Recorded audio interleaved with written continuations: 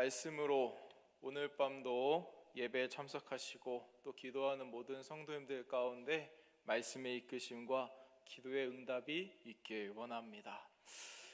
설교를 시작하면서 제가 군대에 있을 때 이야기를 잠깐 하려고 합니다. 제가 군대 얘기를 많이 했었나요? 하도 설교를 많이 하다 보니까 얘기했었나 안 했었나 자꾸 까먹는데, 그래도 제가 묵상하면서 이 얘기를 해야겠다 생각이 들었으니까 혹시 여성분들은 재미없더라도 좀 귀 기울여 주셨으면 좋겠습니다. 이전에 제가 말씀드렸는지 모르겠는데 저는 군대에서 운전병이었습니다. 얘기했었나요? 얘기했던 거 아닌가요? 네. 그래서 이 운전을 해가지고 군용차를 운전을 해서 물자와 인원을 수송을 하는 역할을 맡은 사람이었습니다. 그래서 저는 매일매일 이렇게 정해진 배차에 따라서 물건 나르고 사람 나르고 이런 일을 감당했었죠. 그러던 어느 날 참 놀라운 소식이 하나 들려옵니다. 그건 바로 1호차를 뽑는다는 소식입니다. 1호차. 여러분, 1호차가 뭐냐면 이 부대에 있는 제일 높은 사람을 모시는 차입니다. 그래서 지휘관이 한 분 계시는데요, 부대에서 제일 높은, 위에서 다 지휘하시는 분이 한 분 계신데 그분이 타는 차가 바로 1호차입니다. 근데 제가 이게 순번대로 딱딱딱딱 끊다 보니까 이번에 제가 3명 중에 한 명으로 이제 들어가게 된 겁니다. 1호차로 뽑히면은 이 둔탁한 대형차가 아니라 나름대로 멋진 지프차를 모을 수 있고요, 상황에 따라서는 혼자 밖에 나갈 수도 있고, 그 심지어 여러분, 지금은 흔한 일이지만 그때 당시에 핸드폰을 들고 다닐 수 있었습니다. 엄청나지 않습니까? 핸드폰을 들고 다닐 수 있는 그런 특권도 있었습니다. 그래서 저는 내심 1호차 하고 싶다, 1호차 하고 싶다, 이런 마음이 들었습니다. 하지만 제 순번은 3명 중에 3번째였습니다. 꼴찌였죠. 그래서 어차피 안 되겠다 이렇게 생각하고 있었는데, 정말 놀랍게도 1, 2위가 탈락하면서 제가 1호차로 뽑히게 됐습니다. 그래서 이제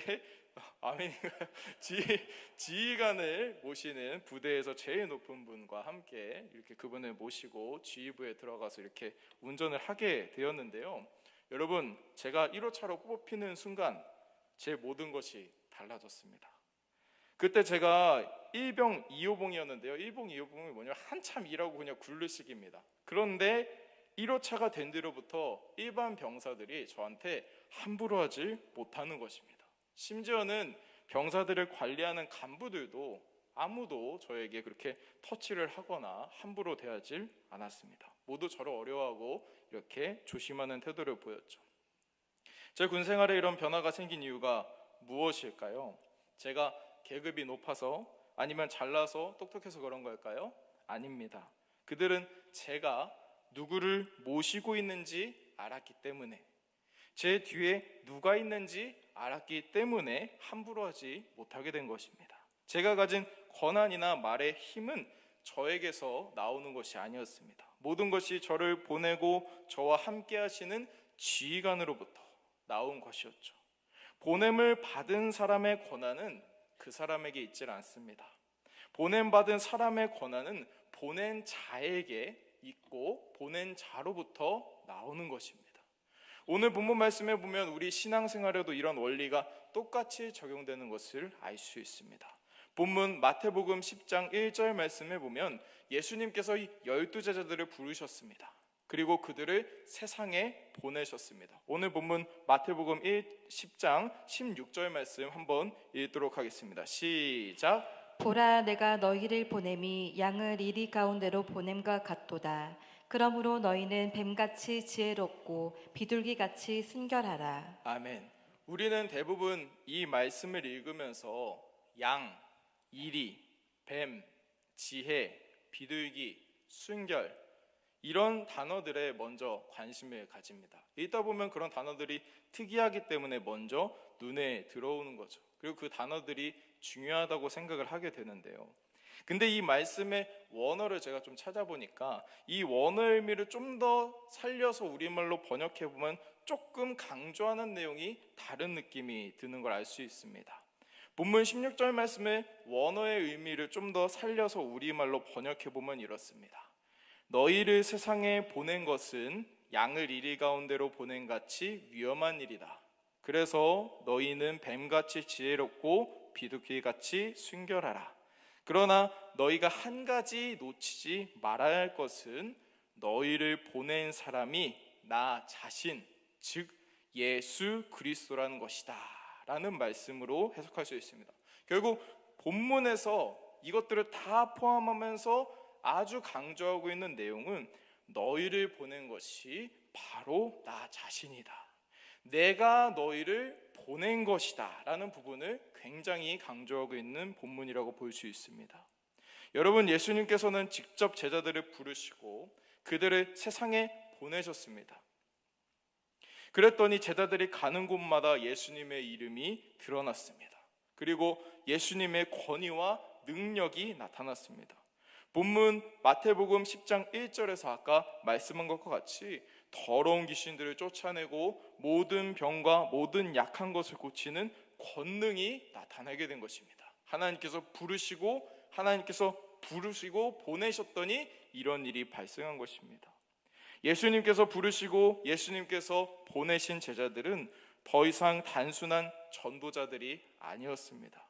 하나님의 말씀을 대언하는 사람들, 하나님의 뜻을 전하는 자들로 세워져서 그 권한과 권위를 가지고 나아가게 된 것입니다. 마치 제가 1호차로 지휘관의 등에 업고 군생활을 하는 것처럼 내 뒤에 누가 있는가, 나를 보내신 이가 누군가에 따라서 그 권위와 권한이 나타나게 된 것이죠.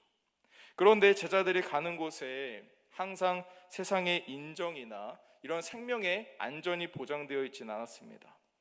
물론 제자들이 전하는 하나님의 말씀을 그대로 잘 받아들이는 사람들도 있었습니다. 그래서 제자들을 반겨주고 섬겨주는 사람들도 있었죠.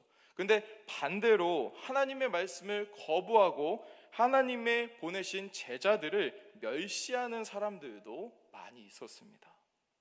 오늘날 우리도 이와 같은 상황 속에 살아가고 있다는 생각이 듭니다. 하나님께서는 우리를 제자로 부르셨습니다. 믿으십니까? 그리고 하나님은 우리를 세상으로 보내시면서 대언자적 사명을 주셨습니다. 하나님의 말씀을 선포하고 예수님의 제자의 길을 걸으면서 믿지 않는 자들을 전도하는 사명을 우리가 받은 것입니다.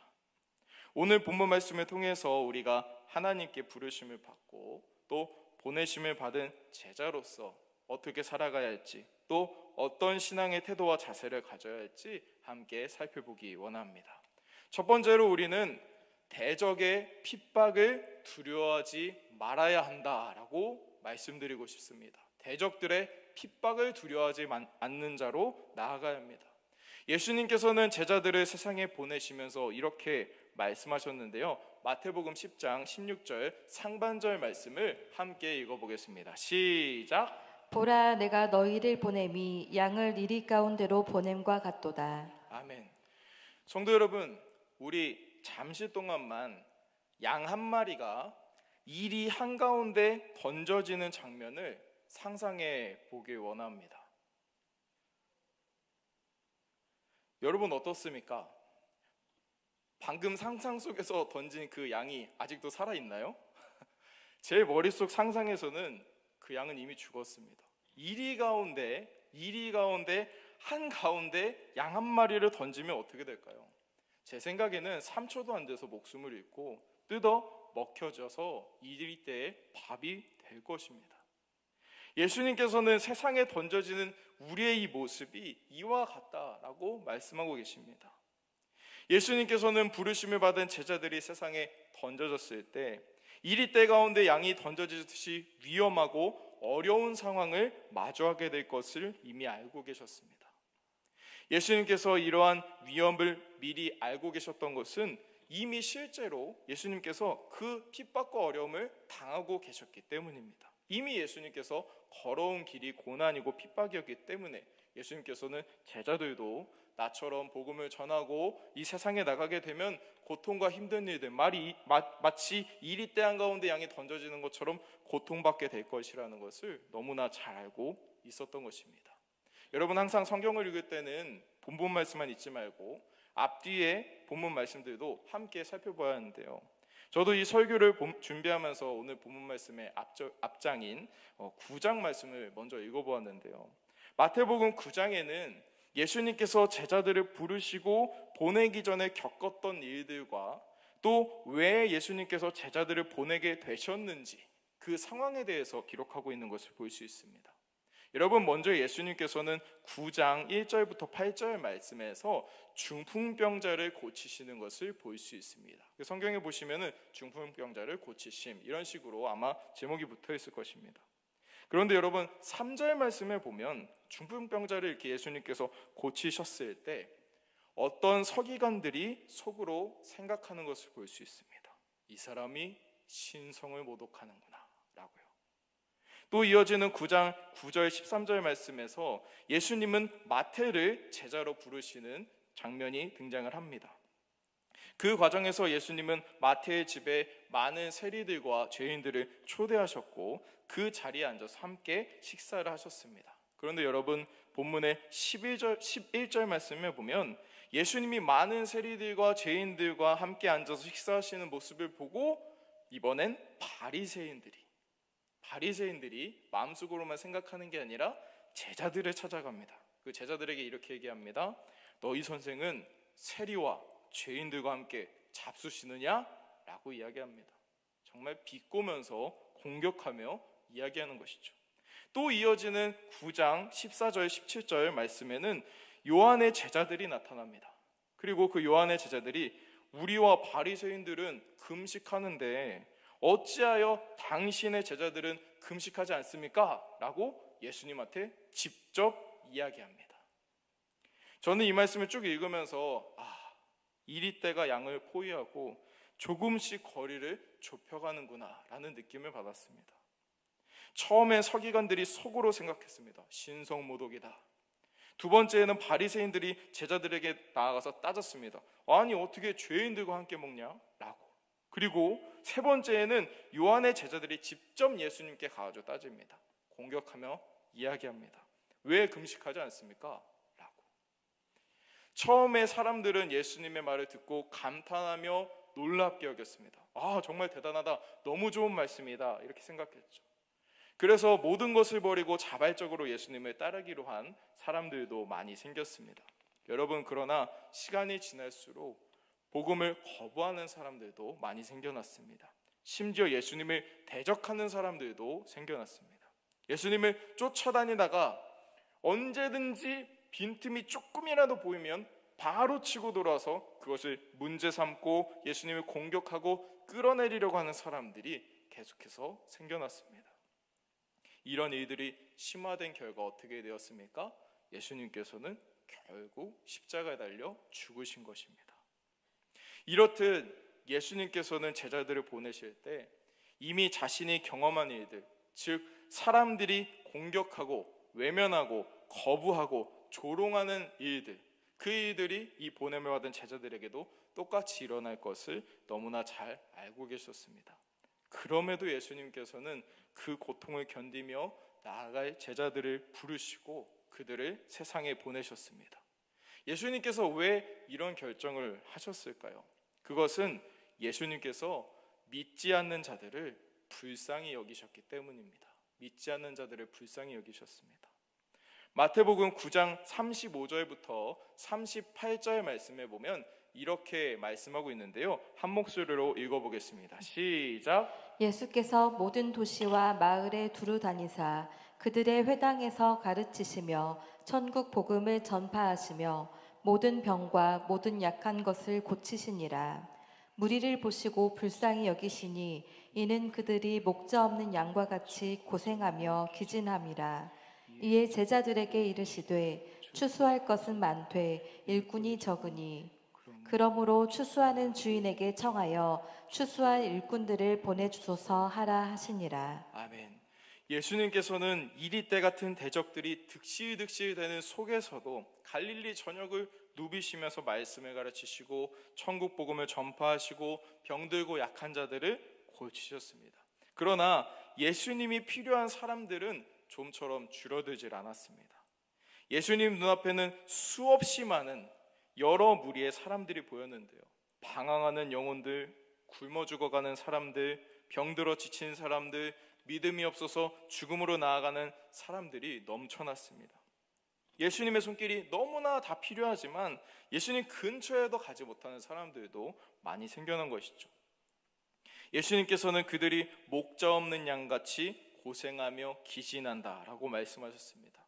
그리고 그들을 불쌍히 여기셨습니다. 결국 예수님께서는 추수할 것은 많은데 일꾼이 적다라고 말씀하시면서 복음 전파의 사역을 감당할 제자들을 부르시고 세상 속에 보내신 것입니다. 비록 제자들이 고통받더라도, 대적에 핍박이 있을지라도 복음을 믿지 않고 죽어가던 영혼들을 위해 기꺼이 그 길을 가도록 부르시고 보내신 것입니다. 성도 여러분, 우리도 하나님의 부르심을 받고 세상에 보내심을 받은 제자들입니다. 할렐루야. 지금 우리가 믿음을 가지고 이 자리에 나와 하나님을 경외하고 예배하는 것 자체가 부르심의 증거입니다. 우리는 하나님의 부르심 속에서 제자로 세워졌습니다. 그리고 예수 그리스도의 십자가 복음을 품고 세상 속에 나아가 제자로서 하루하루 살아가게 됩니다. 그러나 우리 앞에는 아직도 목자 없는 양같이 고생하며 기진한 영혼들이 너무나도 많습니다. 너무 많아요. 내 가족들, 내 친구들, 내 직장 동료들, 그 가운데도 아직 복음을 받아들이지 못하고 예수님을 믿지 못하는 사람들이 너무나도 많이 있습니다.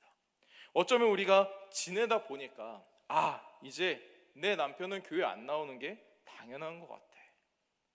저도 중고등부 보면서도 항상 그런 생각을 할 때가 있습니다. 교회 안 나오는 게 내 자녀는 당연한 것 같아. 어쩔 수 없는 것 같아. 내 가족이 안 나오는 게 당연한 것 같아. 내 직장 동료들한테 가서 복음을 전하는 건 너무 부자연스러운 일이야. 그런 건 안 하는 게 맞아. 교회에서 하는 거지. 이런 생각들이 우리 안에 자리 잡고 있지는 않은지 한번 생각해 보기 원합니다. 예수님께서는 오늘도 그들을 보시며 불쌍히 여기십니다. 그리고 우리를 그들에게 보내신다는 것을 우리가 기억하기 원합니다. 분명 복음을 전하는 가운데 갈등이 있을 수도 있습니다, 여러분. 핍박이나 조롱이 있을 수도 있습니다. 사탄의 공격과 방해, 어려움이 있을 수 있습니다. 그러나 그런 핍박과 조롱 앞에서 우리를 부르시고 보내신 분이 하나님이라는 것을 우리가 반드시 기억하기 원합니다.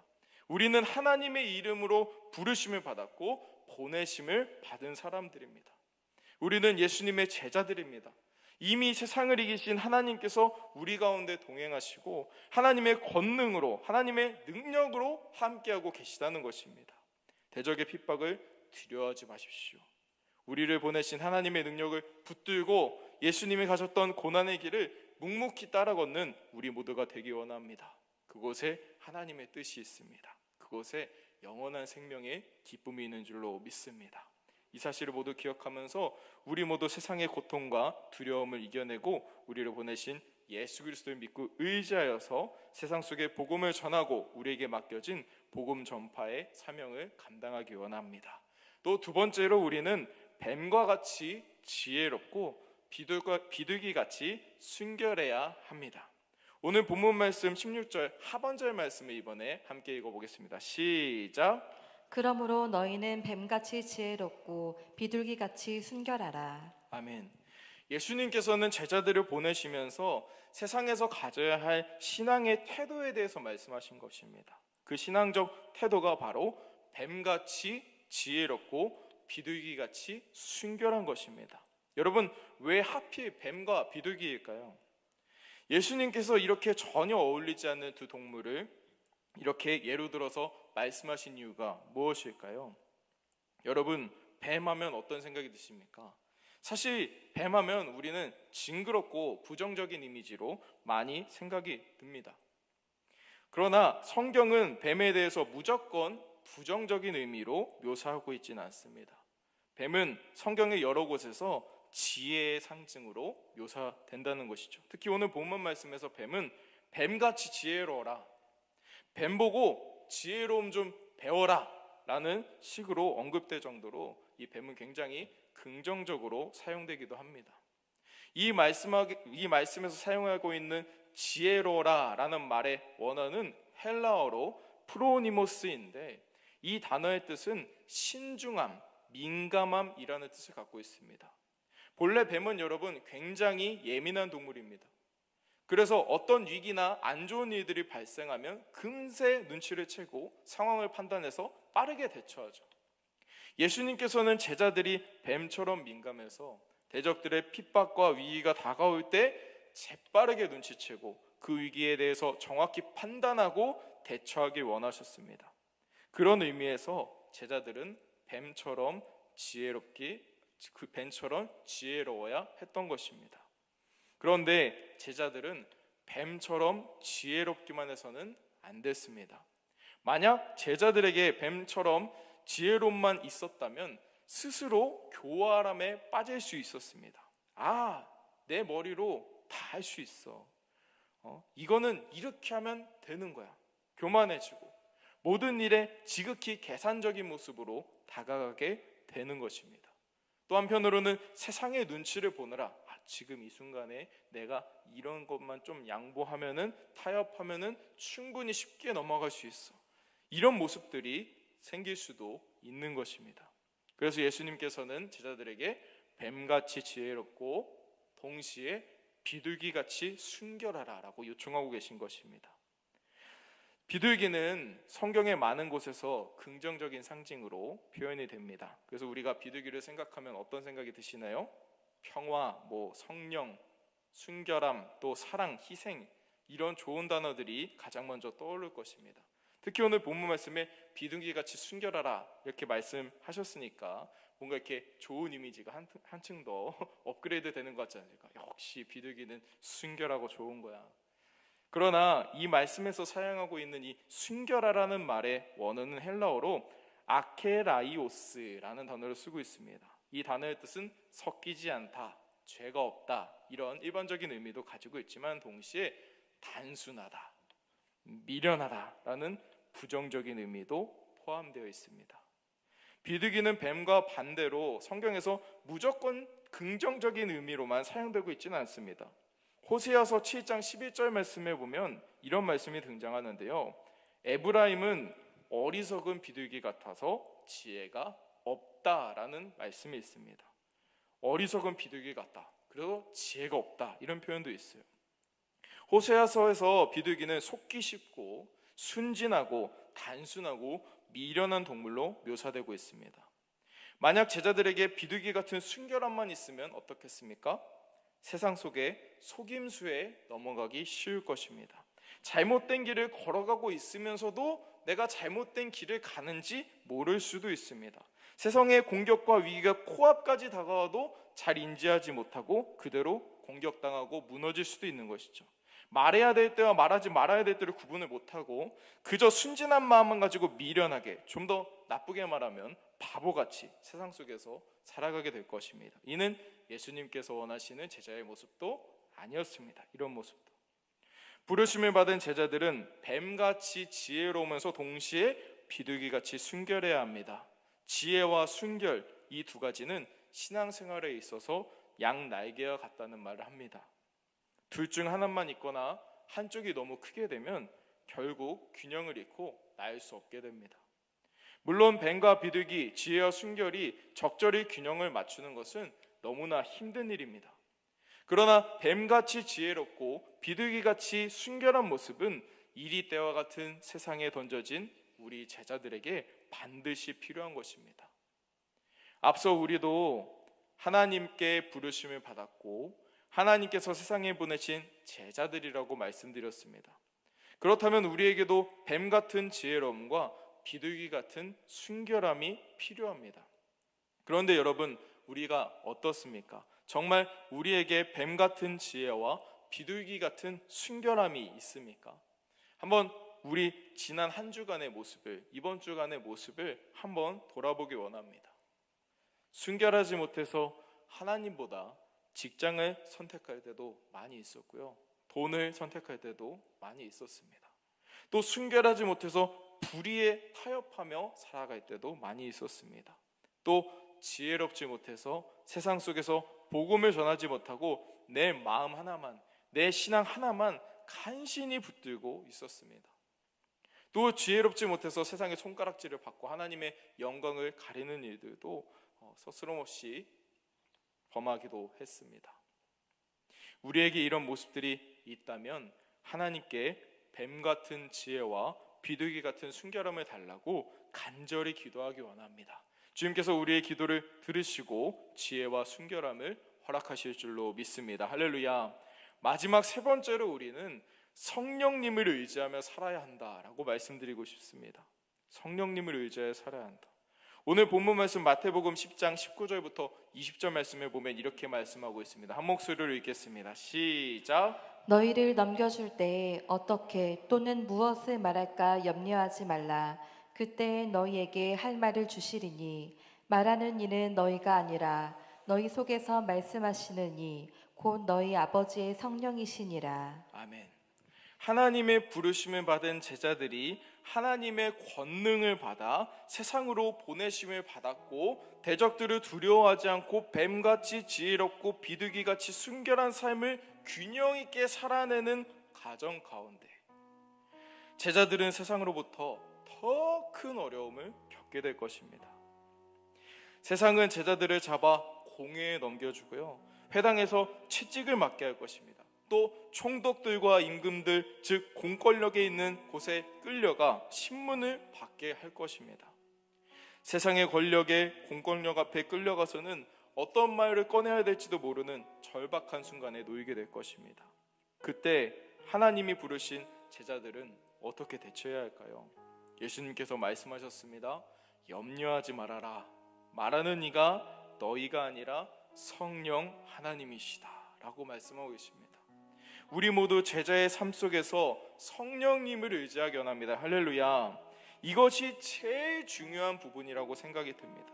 우리가 아무리 하나님의 부르심을 받았다는 정체성이 있어도, 아무리 하나님께 보내심을 받았다는 믿음이 있어도, 아무리 대적을 두려워하지 않는 담대함이 있더라도, 아무리 지혜롭고 순결한 삶을 살아간다고 해도 우리의 힘에는 한계가 있습니다. 신앙생활 하시면서 정말 많이 느끼셨을 거라 생각이 듭니다. 우리는 마치 로뎀나무 아래 엘리야처럼 연약합니다. 엘리야가 어떤 일을 행했습니까? 갈멜산에서 우상을 섬기는 이 우상 성지자들 850명을 그냥 멋지게 물찌르고 승리했습니다.